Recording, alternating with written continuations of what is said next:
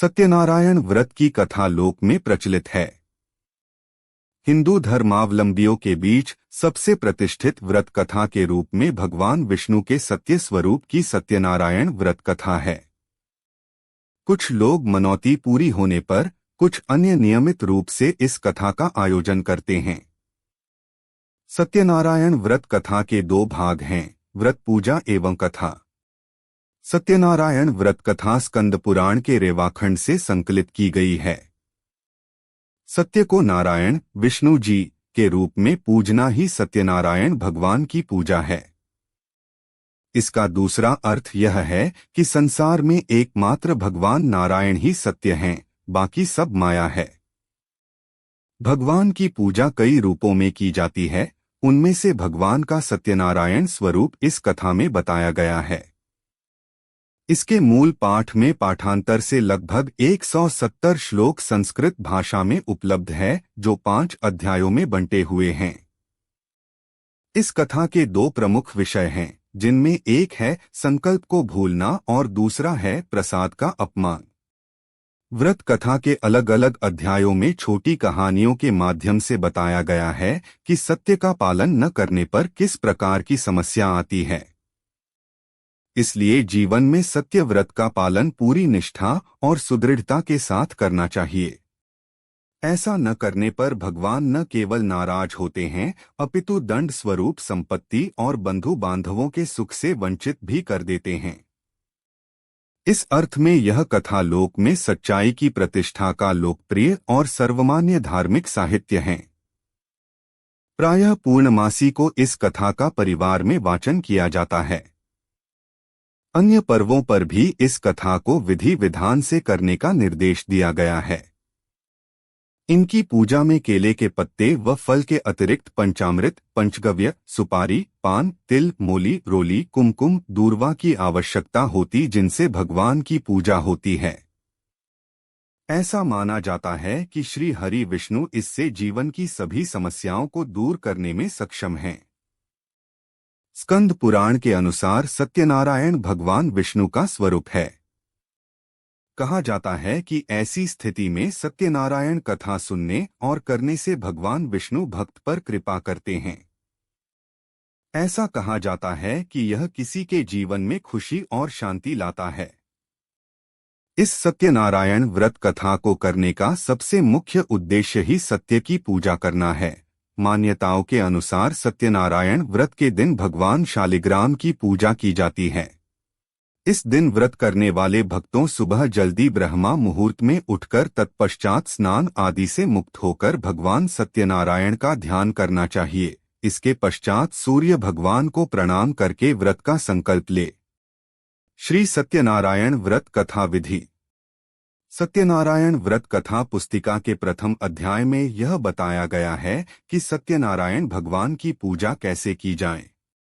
संक्षेप में यह विधि निम्नलिखित है। जो व्यक्ति सत्यनारायण की पूजा का संकल्प लेते हैं, उन्हें दिन भर व्रत रखना चाहिए। पूजन स्थल को गाय के गोबर से पवित्र करके वहां एक अल्पना बनाएं और उस पर पूजा की चौकी रखें। इस चौकी के चारों पाए के पास केले का वृक्ष लगाएं। इस चौकी पर शालिग्राम या ठाकुर जी या श्री सत्यनारायण की प्रतिमा स्थापित करें। पूजा करते समय सबसे पहले गणपति की पूजा करें, फिर इंद्रादि दशदिक्पाल की और क्रमश पंच लोकपाल, सीता सहित राम लक्ष्मण की, राधा कृष्ण की। इनकी पूजा के पश्चात ठाकुर जी व सत्यनारायण की पूजा करें। इसके बाद लक्ष्मी माता की और अंत में महादेव और ब्रह्मा जी की पूजा करें। पूजा के बाद सभी देवों की आरती करें और चरणामृत लेकर प्रसाद वितरण कर। भगवान की पूजा कई रूपों में की जाती है, उनमें से भगवान का सत्यनारायण स्वरूप इस कथा में बताया गया है। इसके मूल पाठ में पाठांतर से लगभग 170 श्लोक संस्कृत भाषा में उपलब्ध है, जो 5 अध्यायों में बंटे हुए हैं। इस कथा के दो प्रमुख विषय हैं, जिनमें एक है संकल्प को भूलना और दूसरा है प्रसाद का अपमान। व्रत कथा के अलग अलग अध्यायों में छोटी कहानियों के माध्यम से बताया गया है कि सत्य का पालन न करने पर किस प्रकार की समस्या आती है। इसलिए जीवन में सत्य व्रत का पालन पूरी निष्ठा और सुदृढ़ता के साथ करना चाहिए। ऐसा न करने पर भगवान न केवल नाराज होते हैं, अपितु दंड स्वरूप संपत्ति और बंधु बांधवों के सुख से वंचित भी कर देते हैं। इस अर्थ में यह कथा लोक में सच्चाई की प्रतिष्ठा का लोकप्रिय और सर्वमान्य धार्मिक साहित्य है। प्रायः पूर्णमासी को इस कथा का परिवार में वाचन किया जाता है। अन्य पर्वों पर भी इस कथा को विधि विधान से करने का निर्देश दिया गया है। इनकी पूजा में केले के पत्ते व फल के अतिरिक्त पंचामृत, पंचगव्य, सुपारी, पान, तिल, मूली, रोली, कुमकुम, दूर्वा की आवश्यकता होती, जिनसे भगवान की पूजा होती है। सत्यनारायण व्रत कथा उद्देश्य। वेदों के अनुसार सत्यनारायण कथा करने से हजारों वर्षों के यज्ञ के बराबर फल मिलता है। सत्यनारायण कथा को सुनने से भी सौभाग्य की प्राप्ति होती है। पौराणिक कथा के अनुसार सत्यनारायण कथा को सुनने वाले को उपवास अवश्य करना चाहिए। ऐसा माना जाता है कि श्री हरि विष्णु इससे जीवन की सभी समस्याओं को दूर करने में सक्षम हैं। स्कंद पुराण के अनुसार सत्यनारायण भगवान विष्णु का स्वरूप है। कहा जाता है कि ऐसी स्थिति में सत्यनारायण कथा सुनने और करने से भगवान विष्णु भक्त पर कृपा करते हैं। ऐसा कहा जाता है कि यह किसी के जीवन में खुशी और शांति लाता है। इस सत्यनारायण व्रत कथा को करने का सबसे मुख्य उद्देश्य ही सत्य की पूजा करना है। मान्यताओं के अनुसार सत्यनारायण व्रत के दिन भगवान शालिग्राम की पूजा की जाती है।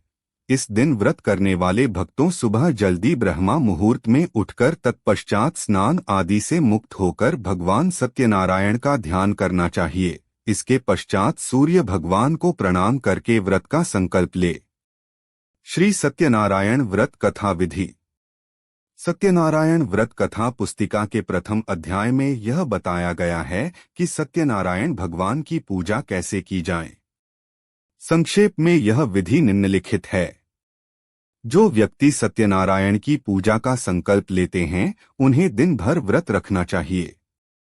पूजन स्थल को गाय के गोबर से पवित्र करके वहां एक अल्पना बनाएं और उस पर पूजा की चौकी रखें। इस चौकी के चारों पाए के पास केले का वृक्ष लगाएं। इस चौकी पर शालिग्राम या ठाकुर जी या श्री सत्यनारायण की प्रतिमा स्थापित करें। पूजा करते समय सबसे पहले गणपति की पूजा करें, फिर इंद्रादि दश दिक्पाल की और क्रमश पंच लोकपाल, सीता सहित राम लक्ष्मण की, राधा कृष्ण की। इनकी पूजा के पश्चात ठाकुर जी व सत्यनारायण की पूजा करें। इसके बाद लक्ष्मी माता की और अंत में महादेव और ब्रह्मा जी की पूजा करें। पूजा के बाद सभी देवों की आरती करें और चरणामृत लेकर प्रसाद वितरण करें। श्री सत्यनारायण भगवान व्रत कथा। सत्यनारायण व्रत कथा प्रथम अध्याय। सत्यनारायण व्रत कथा का पूरा संदर्भ यह है कि पुराकाल में शौनकादि ऋषि नैमिषारण्य स्थित महर्षि सूत के आश्रम पर पहुंचे। ऋषिगण महर्षि सूत से प्रश्न करते हैं कि लौकिक कष्ट मुक्ति, सांसारिक सुख समृद्धि एवं पारलौकिक लक्ष्य की सिद्धि के लिए सरल उपाय क्या है। महर्षि सूत शौनकादि ऋषियों को बताते हैं कि ऐसा ही प्रश्न नारद जी ने भगवान विष्णु से किया था। भगवान विष्णु ने नारद जी को बताया कि लौकिक क्लेश मुक्ति, सांसारिक सुख समृद्धि एवं पारलौकिक लक्ष्य सिद्धि के लिए एक ही राजमार्ग है, वह है सत्यनारायण व्रत। सत्यनारायण का अर्थ है सत्याचरण, सत्याग्रह, सत्यनिष्ठा। संसार में सुख समृद्धि की प्राप्ति सत्याचरण द्वारा ही संभव है। सत्य ही ईश्वर है। सत्याचरण का अर्थ है ईश्वर आराधन, भगवत पूजा। कथा का प्रारंभ सूत जी द्वारा कथा सुनाने से होता है। नारद जी भगवान श्री विष्णु के पास जाकर उनकी स्तुति करते हैं। स्तुति सुनने के अनंतर भगवान श्री विष्णु जी ने नारद जी से कहा, महाभाग, आप किस प्रयोजन से यहाँ आए हैं? आपके मन में क्या है? कहिए, वह सब कुछ मैं आपको बताऊंगा। नारद जी बोले, भगवन, मृत्युलोक में अपने पाप कर्मों के द्वारा विभिन्न योनियों में उत्पन्न सभी लोग बहुत प्रकार के क्लेशों से दुखी हो रहे हैं। हे नाथ, किस लघु उपाय से उनके कष्टों का निवारण हो सकेगा? यदि आपकी मेरे ऊपर कृपा हो तो वह सब मैं सुनना चाहता हूँ। उसे बताएं। श्री भगवान ने कहा, हे वत्स, संसार के ऊपर अनुग्रह करने की इच्छा से आपने बहुत अच्छी बात पूछी है। जिस व्रत के करने से प्राणी मोह से मुक्त हो जाता है, उसे आपको बताता हूँ, सुने। हे वत्स, स्वर्ग और मृत्युलोक में दुर्लभ भगवान सत्यनारायण का एक महान पुण्यप्रद व्रत है। आपके स्नेह के कारण इस समय मैं उसे कह रहा हूँ। अच्छी प्रकार विधि विधान से भगवान सत्यनारायण व्रत करके मनुष्य शीघ्र ही सुख प्राप्त कर परलोक में मोक्ष प्राप्त कर सकता है। भगवान की ऐसी वाणी सुनकर नारद मुनि ने कहा, प्रभो, इस व्रत को करने का फल क्या है? इसका विधान क्या है? इस व्रत को किसने किया और इसे कब करना चाहिए? यह सब विस्तार पूर्वक बतलाइए। श्री भगवान ने कहा, यह सत्यनारायण व्रत दुख शोक आदि का शमन करने वाला, धन धान्य की वृद्धि करने वाला, सौभाग्य और संतान देने वाला तथा सर्वत्र विजय प्रदान करने वाला है। जिस किसी भी दिन भक्ति और श्रद्धा से समन्वित होकर मनुष्य ब्राह्मणों और बंधुबांधवों के साथ धर्म में तत्पर होकर सायंकाल भगवान सत्यनारायण की पूजा करे, नैवेद्य के रूप में उत्तम कोटि के भोजनीय पदार्थ को सवाया मात्रा में भक्तिपूर्वक अर्पित करना चाहिए। केले के फल, घी, दूध, गेहूं का चूर्ण अथवा गेहूं के चूर्ण के अभाव में साठी चावल का चूर्ण, शक्कर या गुड़, यह सब भक्ष्य सामग्री सवाया मात्रा में एकत्र कर निवेदित करनी चाहिए। बंधु बांधवों के साथ श्री सत्यनारायण भगवान की कथा सुनकर दक्षिणा देनी चाहिए। तदंतर बंधु बांधवों के साथ भोजन कराना चाहिए। भक्तिपूर्वक प्रसाद ग्रहण करके नृत्य गीत आदि का आयोजन करना चाहिए। तदंतर भगवान सत्यनारायण का स्मरण करते हुए अपने घर जाना चाहिए। ऐसा करने से मनुष्यों की अभिलाषा अवश्य पूर्ण होती है। विशेष रूप से कलियुग में पृथ्वीलोक में यह सबसे छोटा सा उपाय है। सत्यनारायण व्रत कथा, दूसरा अध्याय। श्री सूत जी बोले, हे द्विजों, अब मैं पुनः पूर्वकाल में जिसने इस सत्यनारायण व्रत को किया था उसे भली भांति विस्तार पूर्वक कहूंगा। रमणीय काशी नामक नगर में कोई अत्यंत निर्धन रहता था। भूख और प्यास से व्याकुल होकर वह प्रतिदिन पृथ्वी पर भटकता रहता था। प्रिय भगवान ने उस दुखी को देखकर वृद्ध का रूप धारण करके उस द्विज से आदरपूर्वक पूछा, है प्रतिदिन अत्यंत दुखी होकर तुम किस लिए पृथ्वी पर भ्रमण करते रहते हो? हे द्विजश्रेष्ठ, यह सब बतलाओ, मैं सुनना चाहता हूँ। बोला, प्रभो, मैं अत्यंत दरिद्र हूँ और भिक्षा के लिए ही पृथ्वी पर घूमा करता हूँ। यदि मेरी इस दरिद्रता को दूर करने का आप कोई उपाय जानते हो तो कृपा पूर्वक बतलाइए।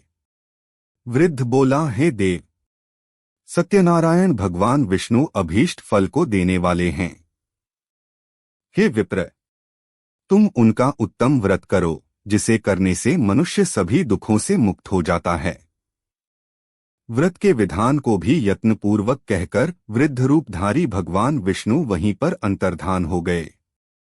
वृद्ध ने जैसा कहा है उस व्रत को अच्छी प्रकार से वैसे ही करूंगा, यह सोचते हुए उसको रात में नींद नहीं आई। अगले दिन प्रातःकाल उठकर सत्यनारायण का व्रत करूंगा ऐसा संकल्प करके वह भिक्षा के लिए चल पड़ा। उस दिन भिक्षा में बहुत सा धन प्राप्त हुआ। उसी धन से उसने बंधु बांधवों के साथ भगवान सत्यनारायण का व्रत किया। इस व्रत के प्रभाव से वह श्रेष्ठ सभी दुखों से मुक्त होकर समस्त संपत्तियों से संपन्न हो गया। उस दिन से लेकर प्रत्येक महीने उसने यह व्रत किया।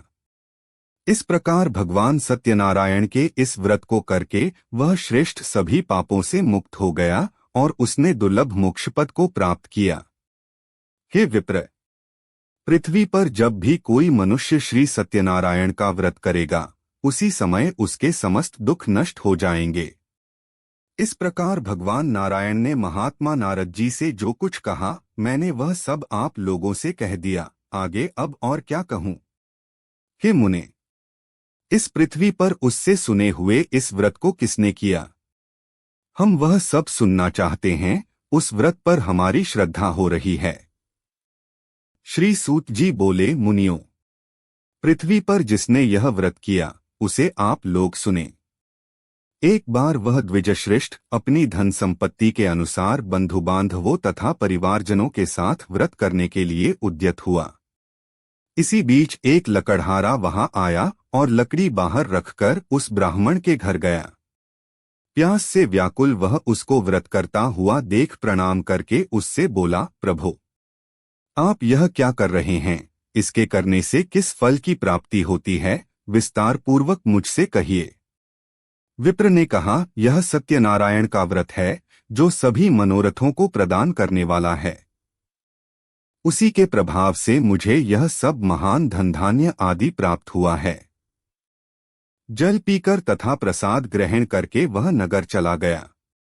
सत्यनारायण देव के लिए मन से ऐसा सोचने लगा कि आज लकड़ी बेचने से जो धन प्राप्त होगा उसी धन से भगवान सत्यनारायण का श्रेष्ठ व्रत करूंगा। इस प्रकार मन से चिंतन करता हुआ लकड़ी को मस्तक पर रखकर उस सुंदर नगर में गया जहां धन संपन्न लोग रहते थे।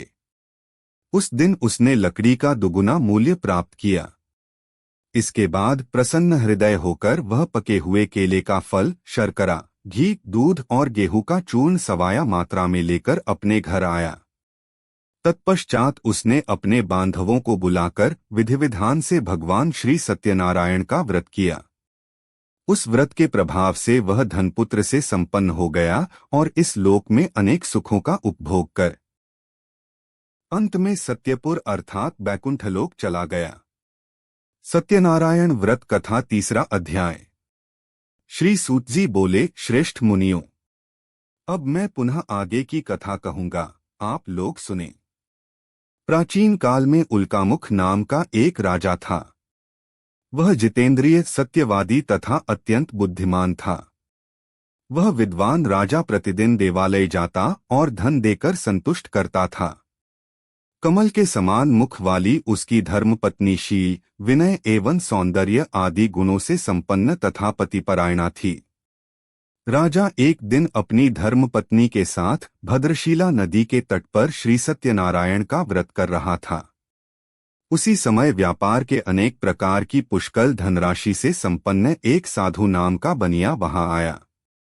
भद्रशिला नदी के तट पर नाव को स्थापित कर वह राजा के समीप गया और राजा को उस व्रत में दीक्षित देखकर विनयपूर्वक पूछने लगा।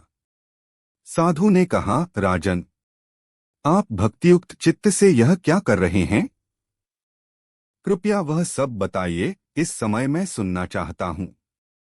राजा बोले, हे साधो, पुत्र आदि की प्राप्ति की कामना से अपने बंधु बांधवों के साथ मैं अतुल तेज संपन्न भगवान विष्णु का व्रत एवं पूजन कर रहा हूँ। राजा की बात सुनकर साधु ने आदरपूर्वक कहा, राजन, इस विषय में आप मुझे सब कुछ विस्तार से बतलाइए। आपके कथनानुसार मैं व्रत एवं पूजन करूंगा। मुझे भी संतति नहीं है, इससे अवश्य ही संतति प्राप्त होगी। ऐसा विचार कर वह व्यापार से निवृत्त हो आनंदपूर्वक अपने घर आया। उसने अपनी भार्या से संतति प्रदान करने वाले इस सत्यव्रत को विस्तार पूर्वक बताया तथा जब मुझे संतति प्राप्त होगी तब मैं इस व्रत को करूंगा। इस प्रकार उस साधु ने अपनी भार्या लीलावती से कहा। एक दिन उसकी लीलावती नाम की सती साध्वी भार्या पति के साथ आनंद चित्त से ऋतुकालीन धर्माचरण में प्रवृत्त हुई और भगवान श्री सत्यनारायण की कृपा से उसकी वह भार्या गर्भिणी हुई। 10वें महीने में उससे कन्यारत्न की उत्पत्ति हुई और वह शुक्ल पक्ष के चंद्रमा की भांति दिन प्रतिदिन बढ़ने लगी। उस कन्या का कलावती यह नाम रखा गया। इसके बाद एक दिन लीलावती ने अपने स्वामी से मधुर वाणी में कहा, आप पूर्व में संकल्पित श्री सत्यनारायण के व्रत को क्यों नहीं कर रहे हैं? साधु बोला, प्रिय, इसके विवाह के समय व्रत करूंगा, इस प्रकार अपनी पत्नी को भली भांति आश्वस्त कर वह व्यापार करने के लिए नगर की ओर चला गया। इधर कन्या कलावती पिता के घर में बढ़ने लगी। तदंतर धर्मज्ञ साधु ने नगर में सखियों के साथ क्रीड़ा करती हुई अपनी कन्या को विवाह योग्य देखकर आपस में मंत्रणा करके कन्या विवाह के लिए श्रेष्ठ वर का अन्वेषण करो, ऐसा दूत से कहकर शीघ्र ही उसे भेज दिया। उसकी आज्ञा प्राप्त करके दूत कांचन नामक नगर में गया और वहां से एक वणिक का पुत्र लेकर आया।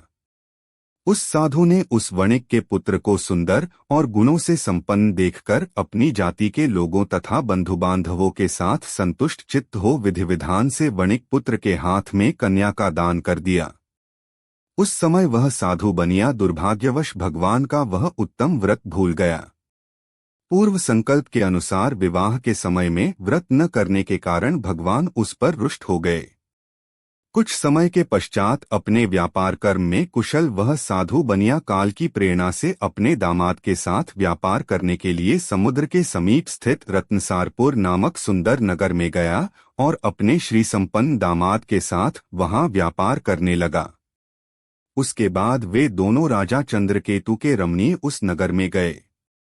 उसी समय भगवान श्री सत्यनारायण ने उसे भ्रष्ट प्रतिज्ञ देखकर इसे दारुण, कठिन और महान दुख प्राप्त होगा, यह शाप दे दिया। एक दिन एक चोर राजा चंद्रकेतु के धन को चुराकर वहीं आया जहां दोनों वणिक स्थित थे। वह अपने पीछे दौड़ते हुए दूतों को देखकर भयभीत चित्त से धन वहीं छोड़कर शीघ्र ही छिप गया। इसके बाद राजा के दूत वहां आ गए जहां वह साधु वणिक था। वहां राजा के धन को देखकर वे दूत उन दोनों वणिक पुत्रों को बांधकर ले आए और हर्षपूर्वक दौड़ते हुए राजा से बोले, प्रभो, हम 2 चोर पकड़ लाए हैं, इन्हें देखकर आप आज्ञा दें। राजा की आज्ञा से दोनों शीघ्र ही दृढ़तापूर्वक बांधकर बिना विचार किए महान कारागार में डाल दिए गए। भगवान सत्यदेव की माया से किसी ने उन दोनों की बात नहीं सुनी और राजा चंद्रकेतु ने उन दोनों का धन भी ले लिया। भगवान के शाप से वणिक के घर में उसकी भार्या भी अत्यंत दुखित हो गई और उनके घर में सारा का सारा जो धन था वह चोर ने चुरा लिया। लीलावती शारीरिक तथा मानसिक पीड़ाओं से युक्त, भूख और प्यास से दुखी हो अन्न की चिंता से दर दर भटकने लगी। कलावती कन्या भी भोजन के लिए इधर उधर प्रतिदिन घूमने लगी। एक दिन भूख से पीड़ित कलावती एक के घर गई। वहां जाकर उसने श्री सत्यनारायण के व्रत पूजन को देखा। वहां बैठकर उसने कथा सुनी और वरदान मांगा। उसके बाद प्रसाद ग्रहण करके वह कुछ रात होने पर घर गई। माता ने कलावती कन्या से प्रेमपूर्वक पूछा, पुत्री, रात में तू कहाँ रुक गई थी? तुम्हारे मन में क्या है? कलावती कन्या ने तुरंत माता से कहा, माँ, मैंने एक घर में मनोरथ प्रदान करने वाला व्रत देखा है।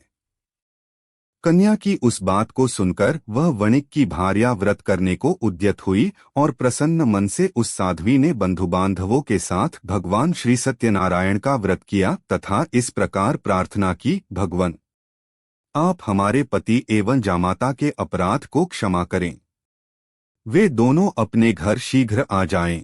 इस व्रत से भगवान सत्यनारायण पुनः संतुष्ट हो गए तथा उन्होंने नृपश्रेष्ठ चंद्रकेतु को स्वप्न दिखाया और स्वप्न में कहा, नृपश्रेष्ठ, प्रातःकाल दोनों वणिकों को छोड़ दो और वह सारा धन भी दे दो जो तुमने उनसे इस समय ले लिया है, अन्यथा राज्य, धन एवं पुत्र सहित तुम्हारा सर्वनाश कर दूंगा। राजा से स्वप्न में ऐसा कहकर भगवान सत्यनारायण अंतर्धान हो गए। इसके बाद प्रातःकाल राजा ने अपने सभासदों के साथ सभा में बैठकर अपना स्वप्न लोगों को बताया और कहा, दोनों बंदी वणिक पुत्रों को शीघ्र ही मुक्त कर दो। राजा की ऐसी बात सुनकर वे राजपुरुष दोनों महाजनों को बंधन मुक्त करके राजा के सामने लाकर विनयपूर्वक बोले, महाराज, बेड़ी बंधन से मुक्त करके दोनों वणिक पुत्र लाए गए हैं। इसके बाद दोनों महाजन नृपश्रेष्ठ चंद्रकेतु को प्रणाम करके अपने पूर्व वृतांत का स्मरण करते हुए भयविह्वल हो गए और कुछ बोल न सके। राजा ने वणिक पुत्रों को देखकर आदरपूर्वक कहा, आप लोगों को प्रारब्धवश यह महान दुख प्राप्त हुआ है। इस समय अब कोई भय नहीं है। ऐसा कहकर उनकी बेड़ी खुलवाकर क्षौरकर्म आदि कराया। राजा ने वस्त्र अलंकार देकर उन दोनों वणिक पुत्रों को संतुष्ट किया तथा सामने बुलाकर वाणी द्वारा अत्यधिक आनंदित किया। पहले जो धन लिया था उसे दूना करके दिया। उसके बाद राजा ने पुनः उनसे कहा, साधो, अब आप अपने घर को जाएं। राजा को प्रणाम करके आपकी कृपा से हम जा रहे हैं। ऐसा कहकर उन दोनों महावैश्यों ने अपने घर की ओर प्रस्थान किया। सत्यनारायण व्रत कथा चौथा अध्याय। श्रीसूत जी बोले, साधु बनिया मंगलाचरण कर और ब्राह्मणों को धन देकर अपने नगर के लिए चल पड़ा। साधु के कुछ दूर जाने पर भगवान सत्यनारायण की उसकी सत्यता की परीक्षा के विषय में जिज्ञासा हुई। साधो, तुम्हारी नाव में क्या भरा है? तब धन के मद में चूर दोनों महाजनों ने अवहेलना पूर्वक हंसते हुए कहा, दंडिन, क्यों पूछ रहे हो? क्या कुछ द्रव्य लेने की इच्छा है? हमारी नाव में तो लता और पत्ते आदि भरे हैं। ऐसी निष्ठुर वाणी सुनकर तुम्हारी बात सच हो जाए, ऐसा कहकर दंडी सन्यासी को रूप धारण किए हुए भगवान कुछ दूर जाकर समुद्र के समीप बैठ गए। दंडी के चले जाने पर नित्य क्रिया करने के पश्चात उतराई हुई अर्थात जल में ऊपर की ओर उठी हुई नौका को देखकर साधु अत्यंत आश्चर्य में पड़ गया और नाव में लता और पत्ते आदि देखकर मूर्छित हो पृथ्वी पर गिर पड़ा। सचेत होने पर वणिक पुत्र चिंतित हो गया। तब उसके दामाद ने इस प्रकार कहा, आप शोक क्यों करते हैं? दंडी ने शाप दे दिया है। इस स्थिति में वे ही चाहें तो सब कुछ कर सकते हैं, इसमें संशय नहीं। अतः उन्हीं की शरण में हम चलें, वहीं मन की इच्छा पूर्ण होगी। दामाद की बात सुनकर वह साधु बनिया उनके पास गया और वहां दंडी को देखकर उसने भक्तिपूर्वक उन्हें प्रणाम किया तथा आदरपूर्वक कहने लगा, आपके सम्मुख मैंने जो कुछ कहा है, असत्य भाषण रूप अपराध किया है। आप मेरे उस अपराध को क्षमा करें। ऐसा कहकर बारंबार प्रणाम करके वह महान शोक से आकुल हो गया। दंडी ने उसे रोता हुआ देखकर कहा, हे मूर्ख, रो मत, मेरी बात सुनो। मेरी पूजा से उदासीन होने के कारण तथा मेरी आज्ञा से ही तुमने बारंबार दुख प्राप्त किया है। भगवान की ऐसी वाणी सुनकर वह उनकी स्तुति करने लगा। साधु ने कहा, हे प्रभु, यह आश्चर्य की बात है कि आपकी माया से मोहित होने के कारण ब्रह्मा आदि देवता भी आपके गुणों और रूपों को यथावत रूप से नहीं जान पाते। फिर मैं मूर्ख आपकी माया से मोहित होने के कारण कैसे जान सकता हूँ? आप प्रसन्न हो, मैं अपनी धन संपत्ति के अनुसार आपकी पूजा करूँगा। मैं आपकी शरण में आया हूँ। मेरा जो नौका में स्थित पूरा धन था उसकी तथा मेरी रक्षा करें। उस बनिया की भक्तियुक्त वाणी सुनकर भगवान जनार्दन संतुष्ट हो गए। भगवान हरि उसे अभीष्ट वर प्रदान करके वहीं अंतर्धान हो गए। उसके बाद वह साधु अपनी नौका में चढ़ा और उसे धनधान्य से परिपूर्ण देखकर भगवान सत्यदेव की कृपा से हमारा मनोरथ सफल हो गया, ऐसा कहकर स्वजनों के साथ उसने भगवान की विधिवत पूजा की। भगवान श्री सत्यनारायण की कृपा से वह आनंद से परिपूर्ण हो गया और नाव को प्रयत्नपूर्वक संभालकर उसने अपने देश के लिए प्रस्थान किया। साधु बनिया ने अपने दामाद से कहा, वह देखो मेरी रत्नपुरी नगरी दिखाई दे रही है। इसके बाद उसने अपने धन के रक्षक दूत को अपने आगमन का समाचार देने के लिए अपनी नगरी में भेजा।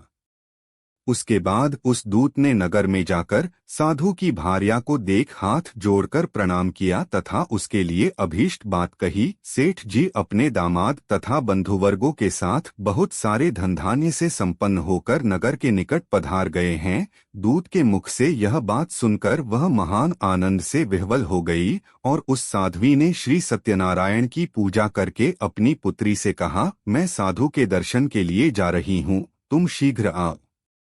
माता का ऐसा वचन सुनकर व्रत को समाप्त करके प्रसाद का परित्याग कर वह कलावती भी अपने पति का दर्शन करने के लिए चल पड़ी। इससे भगवान सत्यनारायण रुष्ट हो गए और उन्होंने उसके पति को तथा नौका को धन के साथ हरण करके जल में डुबो दिया। इसके बाद कलावती कन्या अपने पति को न देख महान शोक से रुदन करती हुई पृथ्वी पर गिर पड़ी। नाव का अदर्शन तथा कन्या को अत्यंत दुखी देख भयभीत मन से साधु बनिया से सोचा, यह क्या आश्चर्य हो गया। नाव का संचालन करने वाले भी सभी चिंतित हो गए। तदंतर वह लीलावती भी कन्या को देखकर विह्वल हो गई और अत्यंत दुख से विलाप करती हुई अपने पति से इस प्रकार बोली, अभी अभी नौका के साथ वह कैसे अलक्षित हो गया। न जाने किस देवता की उपेक्षा से वह नौका हरण कर ली गई अथवा श्री सत्यनारायण का माहात्म्य कौन जान सकता है। ऐसा कहकर वह स्वजनों के साथ विलाप करने लगी और कलावती कन्या को गोद में लेकर रोने लगी। कलावती कन्या भी अपने पति के नष्ट हो जाने पर दुखी हो गई और पति की पादुका लेकर उनका अनुगमन करने के लिए उसने मन में निश्चय किया। कन्या के इस प्रकार के आचरण को देख भार्यासहित वह धर्मज्ञ साधु बनिया अत्यंत शोक संतप्त हो गया और सोचने लगा, या तो भगवान सत्यनारायण ने यह अपहरण किया है अथवा हम सभी भगवान सत्यदेव की माया से मोहित हो गए हैं। अपनी धन शक्ति के अनुसार मैं भगवान श्री सत्यनारायण की पूजा करूंगा। सभी को बुलाकर इस प्रकार कहकर उसने अपने मन की इच्छा प्रकट की और बारंबार भगवान सत्यदेव को दंडवत प्रणाम किया। इससे दीनों के परिपालक भगवान सत्यदेव प्रसन्न हो गए। भक्तवत्सल भगवान ने कृपापूर्वक कहा, तुम्हारी कन्या प्रसाद छोड़कर अपने पति को देखने चली आई है। निश्चय ही इसी कारण उसका पति अदृश्य हो गया है। यदि घर जाकर प्रसाद ग्रहण करके वह पुनः आए तो हे साधु बनिया तुम्हारी पुत्री पति को प्राप्त करेगी, इसमें संशय नहीं। कन्या कलावती भी आकाशमंडल से ऐसी वाणी सुनकर शीघ्र ही घर गई और उसने प्रसाद ग्रहण किया। पुनः आकर स्वजनों तथा अपने पति को देखा। तब कलावती कन्या ने अपने पिता से कहा, अब तो घर चलें, विलंब क्यों कर रहे हैं। कन्या की वह बात सुनकर वणिक पुत्र संतुष्ट हो गया और विधि विधान से भगवान सत्यनारायण का पूजन करके धन तथा बंधु बांधवों के साथ अपने घर गया। तदंतर पूर्णिमा तथा संक्रांति पर्वों पर भगवान सत्यनारायण का पूजन करते हुए इस लोक में सुख भोग कर अंत में वह सत्यपुर बैकुंठ लोक में चला गया। सत्यनारायण व्रत कथा 5वां अध्याय। श्रीसूत जी बोले, श्रेष्ठ मुनियों, अब इसके बाद मैं दूसरी कथा कहूंगा, आप लोग सुने। अपनी प्रजा का पालन करने में तत्पर तुंगध्वज नामक एक राजा था। उसने सत्यदेव के प्रसाद का परित्याग करके दुख प्राप्त किया। एक बार वह वन में जाकर और वहां बहुत से पशुओं को मारकर वटवृक्ष के नीचे आया। वहां उसने देखा कि गोपगण बंधु बांधवों के साथ संतुष्ट होकर भक्तिपूर्वक भगवान सत्यदेव की पूजा कर रहे हैं। राजा यह देखकर भी अहंकारवश न तो वहां गया और न ही उसने भगवान सत्यनारायण को प्रणाम ही किया। पूजन के बाद सभी गोपगण भगवान का प्रसाद राजा के समीप रखकर वहां से लौट आए और इच्छानुसार उन सभी ने भगवान का प्रसाद ग्रहण किया। इधर राजा को प्रसाद का परित्याग करने से बहुत दुख हुआ। उसका संपूर्ण धनधान्य एवं सभी 100 पुत्र नष्ट हो गए। राजा ने मन में यह निश्चय किया कि अवश्य ही भगवान सत्यनारायण ने हमारा नाश कर दिया है, इसलिए मुझे वहां जाना चाहिए जहां श्री सत्यनारायण का पूजन हो रहा था। ऐसा मन में निश्चय करके वह राजा गोपगणों के समीप गया और उसने गोपगणों के साथ भक्ति श्रद्धा से युक्त होकर विधिपूर्वक भगवान सत्यदेव की पूजा की। भगवान सत्यदेव की कृपा से वह पुनः धन और पुत्रों से संपन्न हो गया तथा इस लोक में सभी सुखों का उपभोग कर अंत में सत्यपुर वैकुंठ लोक को प्राप्त हुआ।